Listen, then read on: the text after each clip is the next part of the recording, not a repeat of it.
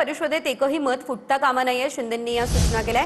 शिंदेंच्या आदेशानुसार सर्वांना सूचना देण्याची प्रक्रिया सुरू आहे. शिवसेनेची सर्व मतं भाजप उमेदवाराला देण्याचे शिंदेंचे आदेश आहेत असं शंभूराज देसाई म्हणत आहे. शिंदेंच्या सूचनेनंतर पालकमंत्री शंभूराज देसाईंनी ही माहिती दिली आहे. सातारा सांगलीमधील महायुतीमधील वादावरती पडदा पडला असल्याचं म्हटलं जात आहे.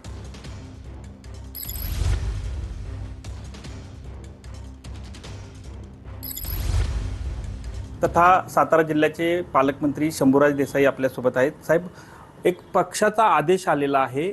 खरं तर साताऱ्यामध्ये महायुतीमध्ये अलबेल आहे अशा पद्धतीची चर्चा जी होती ती सांगली सातारा विधान परिषदेच्या निवडणुकीच्या अनुषंगाने पाहायला मिळत होती. पण आता काय नेमका हा पक्षाचा आदेश आहे याविषयी?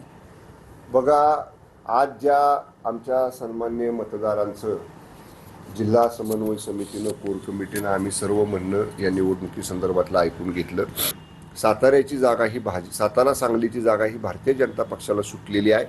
भारतीय जनता पक्षाच्या उमेदवाराला सर्व मतं शिवसेनेची पडली पाहिजेत आणि पक्षाच्या आदेशाप्रमाणे शिवसेनेची सर्व मतं ही भाजपच्या उमेदवाराला देण्याचा आदेश माननीय उपमुख्यमंत्री तथा मुख्य नेते एकनाथजी शिंदे साहेबांनी दिलेले आहेत.